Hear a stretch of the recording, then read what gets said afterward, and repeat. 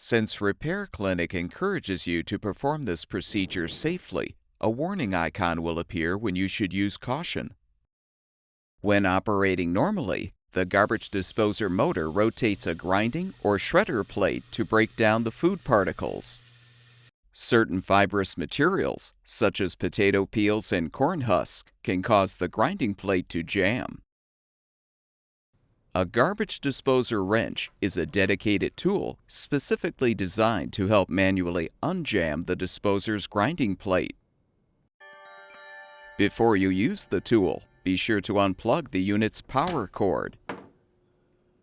Insert the wrench into the opening on the bottom of the disposer housing and rotate it back and forth. This action will force the grinding plate to rotate and hopefully eliminate the obstruction.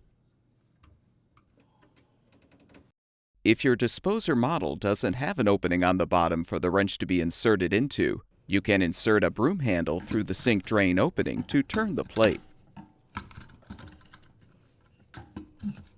With the obstruction cleared, plug the power cord back in, and the garbage disposer should be ready for use.